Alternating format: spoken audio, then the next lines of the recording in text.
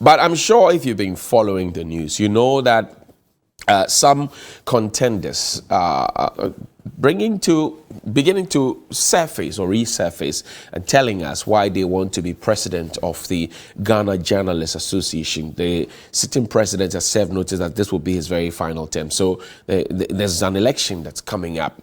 One of the contenders in this election, or contestants in this election, comes to the table with about 3 decades of experience in journalism, in PR practice, also in communication strategy, CSR, and management advocacy, and so on.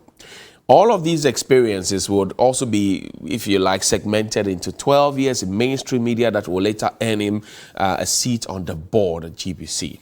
My guest this morning is also the president of the GIJ Alumni Executive as we speak. Gayheart Mensah is my guest. Good morning, Gayheart. How are you doing? I'm fine, Johnny. Good morning. You look well. I'm trying to keep well.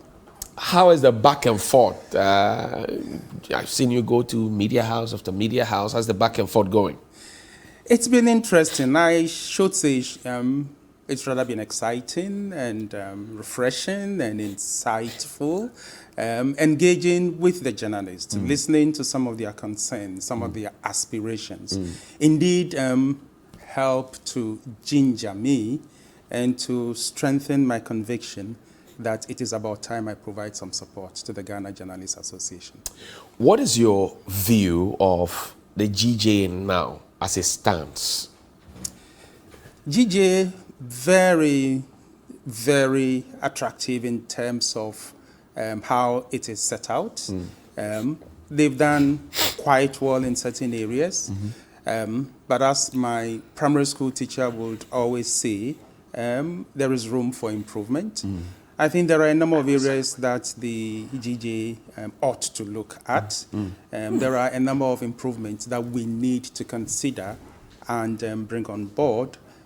There's a lot of work that has to be done, particularly given the context of today, where we are as a country, what the expectations and aspirations of Ghanaians are, what they expect from the media in a democracy, what they also expect in terms of the support and partnership that the media ought to deliver or offer to corporate Ghana. When you put all that together, there is a lot of work that ought to be done. I see.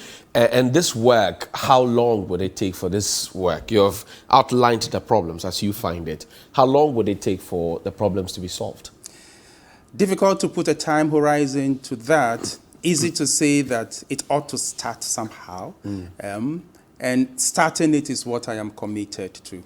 The most important thing is about laying the foundations that would see us getting ready and prepared to be where we ought to do. And it is that foundation that I have decided that I want to play a part in laying that foundation. Do you think journalists in Ghana are happy with their work? It could be better. Happy with their work. I think it's a 50-50 response. 50-50 response in the sense that I think that journalists in Ghana today do appreciate that they can do a lot more with capacity building. I think they do appreciate that they can do a lot more with protection, safety, and security. And I think they also do appreciate that a lot more support in terms of logistics, in terms of partnership, in terms of support for the end product that they put out would put them in a better state. And so happy, yes, but again, a lot more to do in order to ensure that if you put happiness on a scale, we should be able to say that it's around 8 or 9 out of 10. But at this present time, from the interactions that I've had with them across the country, I don't think we are there yet. What does Gayheart Mensah bring to the table, or what are you bringing to the table as we speak now? There are other contestants. What makes you different? I think that what stands me out is the impact I made when I was a journalist. I don't make apologies for the fact that I moved out of journalism and went into other aspects of communications. But for the period that I was in journalism, I think the impact that I made, speaks for itself. Worked with Ghanaian Times, worked with Graphic, worked with GBC. I pride myself in being a pioneering panelist of Joy FM's news file program.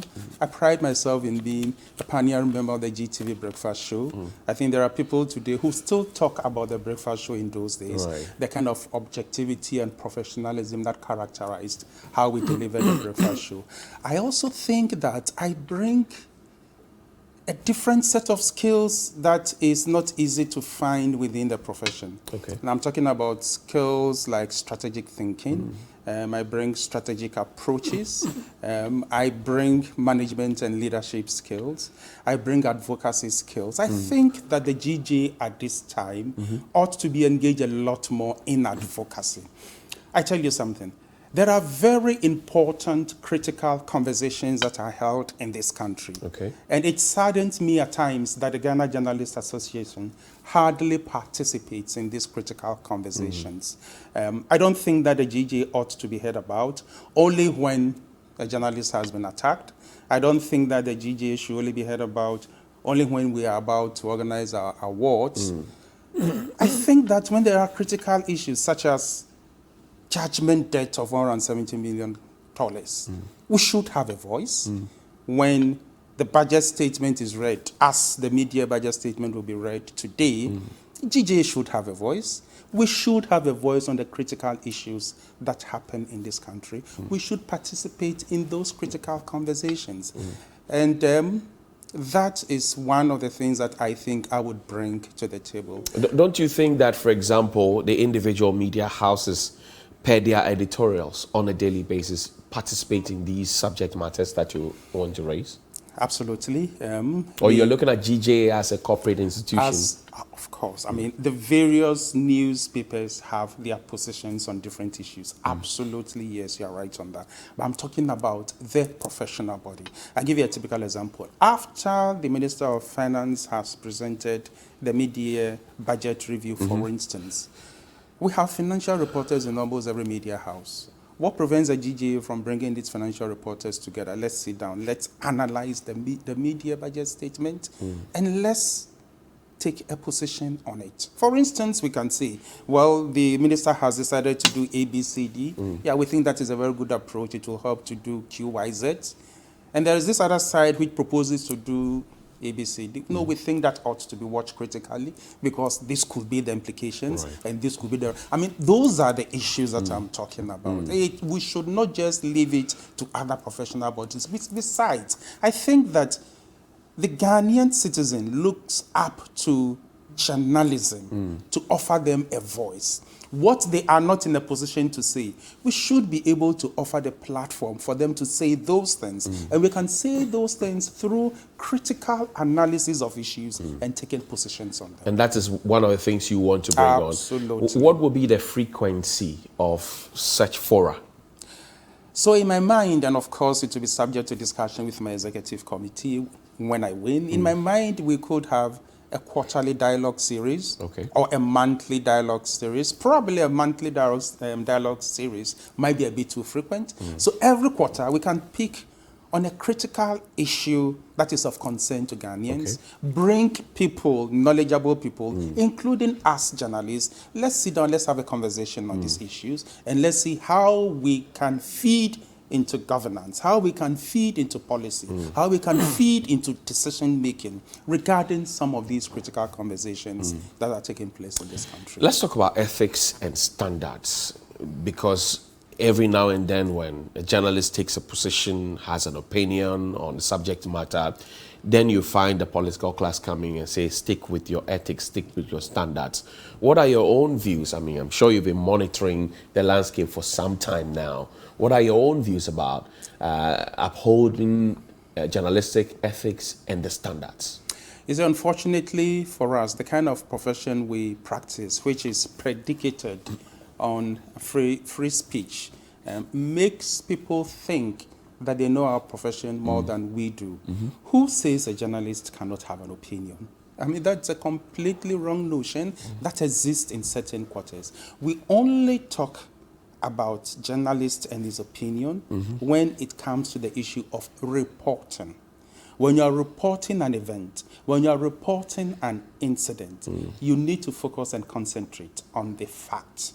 However, if you're a journalist and you don't have an opinion, then rethink your description of yourself as a journalist. Every journalist must have an opinion on any issue that happens in this country. And your opinion is expressed in your feature articles, in your commentaries that you would write, but definitely not in the news reportage, not in the reporting that you put out. And so it's a complete fallacy to suggest that the ethics of journalism demand that journalists should not have an opinion. It's a complete fallacy. I know it exists a lot politically, particularly within our political setting, but it's a very wrong notion. Let's talk about standards, and I would like to dovetail it into media ownership particularly. So a very wealthy man sets up a radio station or TV station, goes to a funeral, sees the funeral announcer, decides that they have a nice voice, they have a fine face. The next morning they're on radio, they're on TV, and they are being called journalists. What's your view on this particular situation as well? People who are before cameras, behind microphones, without the requisite training and capacity building, which you mentioned. How do we sanitize the system to ensure that the standards are obeyed? It's one of the key issues I've been discussing in my engagement across the country. It's a conversation that can take us 30 minutes to 1 hour to exhaust, but I'll try to summarize it. Let me start by making a statement which might not be popular with most journalists, but I think, we need to brace up and accept the fact. Okay, I start by asking, what is journalism? Journalism is about gathering information, disseminating information for purposes of education, informing, and entertaining. Right. Okay. And so my question, rhetorical question is, the gentleman you just referred to, announcer at a funeral, recruited by a media owner, placed behind the mic, what is he engaging? He's engaging sharing information. He's engaging educating people. Right. He's engaging entertaining people. For heaven's sake, he's doing journalism. Okay. Now, let's come to the second aspect of your question. It becomes the responsibility of the professional body to find a way of attracting such people and taking them through a process that would get them to understand and appreciate the profession that they are engaged in. Fact is, our profession does admit that journalists can be trained on the job. So the gentleman you just described could be going through a process internally within the media house where he works through supervision and other processes, and he could be acquiring some on-the-job training. My position is that might not be enough, because there is a certain body of knowledge that constitutes journalism, and that is why it is studied in the classroom. There are principles, there are models, there are concepts that constitute this profession called journalism. If we as a profession are able to make our association attractive enough, these are the people we need to pull towards us and take them through a process. Do you see that happening now? That is one of the things I promise. You might have noticed that I'm campaigning under the slogan, Power Up. The P stands for professionalism. And what I keep saying is that we need to build our capacity and build the professionalism with which we approach our jobs. And so such people that you describe, such journalists, are those that I intend making the GJA very attractive for them to want to be a part of. And if you have not gone through a formal training, in order to become a member of the GJA, you need to go through some training. It could be 4 weeks, it could be 6 weeks, it could be 2 months. And Johnny, we have such experienced journalists who are on retirement, who can make it a hobby of helping to train these colleagues of ours who haven't been through any training. And of course, you have to pay to come through the training. It will offer some revenue to some of our colleagues who are on retirement. I see. So you're making a fantastic point that you need to draw everybody close and try and, put them in a proper shape. Absolutely. To give a better outlook of the association. But I'm picking your GJA application form, and it says that you must have a diploma, or you must have a degree, or you should have practiced for a number of years. This gentleman or lady I'm talking about at the funeral, possibly they might have not gone to any school at all, but they're very fluent and lucid in their local dialect, and they have information to share. That requirement alone, that you must have gone through a diploma, a degree, postgraduate practice for 2 to 5 years, is a blockade. Are you going to take that off? In addition to the postgraduate and the diploma and the degree, if I remember correctly, the form also acknowledges that if you don't have these certificates, then you should have practiced for a number of 2 years. Right. Trained on the job. Right. There is a reason for that, because this is a professional association. And so let's assume that the gentleman you described started just about 3-4 months ago. Of course, if he comes through the training, then he would also have to meet the other requirements that would make him a member of the association. Okay. I do not really have an issue with the requirement that you need to practice for about 2 years if you have not been trained formally. Could that not be the reason you have a lot of people calling themselves journalists out there, practicing journalism, but they are not part of your association? I think the reason has a lot more to do with the attraction that the association holds for most people. And again, through my interaction across the country, there are a number of journalists who keep on asking that beyond the awards that GJA organize, what is the value that I get from the GJA? And so one of the things that I commit myself to do is to assist in building a suite of benefits that would serve as an attraction. Which are? Capacity building, one, empowerment, ensuring that the holder of the GJA membership card is respected and accorded all the necessary support that he requires to do his work. There is a process that we'll need to go through. I can explain the process to you. But what I intend doing as GJA president is to build the capacity of my members. Look, there are a lot of things happening in the world today that we have not averted our minds to. I mean, technology, advances in technology, the floodgate that has been opened, representing social media, all these are having an impact on the practice of our profession. What are we doing as journalists to ensure that we are able to keep up with the changes and the emerging trends? In addition to that, and I'll refer it to a quote from Bruce Lee, Bruce Lee says that he does not fear the man who has practiced 10,000 kicks once, but he fears the man who has practiced one kick 10,000 times. It's dangerous. Absolutely. And that is what I mean by professionalism. Look, we might think we know this profession inside out, but any day you go through any refresher program, there is something new that you take out of that. It reinforces the knowledge that you have already. And so building capacity will serve as an attraction. Building a suite of welfare package for our members will serve as an attraction.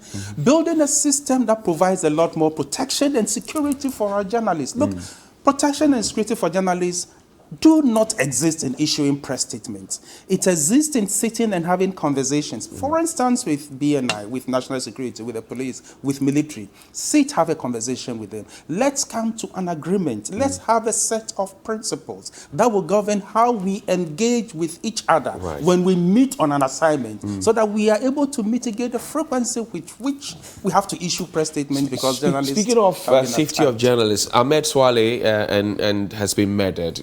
And for 2 years, the Attorney General just told Parliament a few days ago that he is yet to receive a docket on the matter. How does that come to you? I was surprised when I heard that. I think that as a professional body, we haven't put the required pressure on the institutions that matter to speed up with this process. I mean, we all do admit that unraveling such murder cases, I mean, it's not that easy. But I don't think that there have been any show of urgency in the efforts at trying to apprehend those who were engaged in this heinous crime. I see. touchy subject, and we're wrapping up shortly. A touchy subject for me is about a salary structure. Now, you do know that you have worked in a state broadcaster, you have worked at state-owned media. You have also worked in corporate Ghana, and you know that salary structure comes in handy. Once you leave the state and, if you like, the corporate world that's properly organized, you get into so many media organizations, and the journalists tell you that there is no proper salary structure. So you are requiring for somebody to have served for 2 years, practice for 2 years, to be able to get into your membership at GJA. But after that 2 years, practice 3 years, 4 years, what salary or what compensation comes to them? What's your plan? My plan is to pursue what the association started, but with a little bit of a variation. And again, it will be after we have discussed as an executive body. Of course, there's nothing wrong with pursuing some form of unionization, right, which the association is pursuing at the moment. But I think that just restricting the issue of salary structure to unionization would not work. Okay. It wouldn't work because we have members across the entire country. We need to find a complementary approach to unionization, which is very good. What am I talking about? Tell me. You have media houses in the rural areas, and there are some of them that I have engaged with. You and I know that the live stream of the media is advertisement. Right. There are community radio stations, regional radio stations that our members work with that find it difficult to attract adverts. And so even generating revenue is a problem for them. If you come out with a fixed salary structure for such media houses, what you end up doing is rather driving people out of job. Because fact is, some of the media houses will not be in a position to pay salaries that might be imposed on them because they do not generate that kind of revenue. We also know that there are a lot of media owners who do this out of hobby, right, and so whether they generate revenue or not does not really matter to them. So what approach are we looking at? We're looking at consultation. Sit down and have conversations with the media owners, understand their problems, understand their challenges, help them, partner them to see what can be done to improve upon what they do. Look, I take a view that there's nothing like private media in this country, though there is private media, we know. But what am I saying? Media, the products of the media is not private. I call it public utility. Media or journalism or news is public good. And so I think it's gotten to a point where we need to admit or come to a position that if we say that the product of the media is public good, what is the public support to such media houses? Is the media in Ghana free? Very free, I should say. Very free. On a scale of 0 to 100, where would you peg it? 0 to 100, I think I will give the media in Ghana around 70%. 70%? Yes. Is that your reality? So. I think so. I say so because apart from the seeming culture of silence, which seems to be developing as a result of expectations of some groups of media or some individuals in the media, they have a certain expectation. And to be very blunt, they have a certain expectation from government. As a result of which they tone what they need to do in order to ensure that they gain that attraction. Right. That exists within our media. But beyond that, I don't think that there's anything today that prevents a journalist from saying what he wants to say. Let me also add quickly that the few assaults that have taken place on journalism is a reason why I wouldn't give it 75 or 80, because it makes people a little bit apprehensive when they have issues to raise. I see. Well, our time is up. I'm borrowing 30 seconds to ask you this final question. There's a conflict of interest question hanging over your head that you are Director of Communication at the Office of the Speaker of Ghana's Parliament, and that if the press has something to say about Parliament, about the Speaker, what will be your position on that? You'll be wearing two hats if you become GJA President. I've heard it a few times. Of course, I'm the communication expert for the Speaker. Right. I am on contract working for him. I run a consultancy, Comscraft Consult. And so I do consultancy for different kinds of people and individuals. Whilst I consult for the Speaker of Parliament, for instance, I also consult for the Ministry of Agriculture, for heaven's sake. I consult for the Canadian government. There are a number of things that I do as a consultant. My consultancy knows no political colors. I consult for both people, for people who you can call NDC, and I consult for publicly appointed individuals who you can call MPP. And so, I mean, that issue is neither here nor there. To the extent that you bring me work that I think I can apply myself to and that I think will generate some revenue for me, well, I'm game. Gayheart, I thank you very much and I wish you all the best. Johnny, thanks. That's Gayheart Mensah. He is a communication specialist, a journalist, he's also a strategist, and he is a management advocacy CSR specialist. And you just had him if you find consultancy, bring him to him. But he wants to be GJA president. On the day where we vote, I'm sure, and after we vote, we can have a conversation. We'll see you after the break.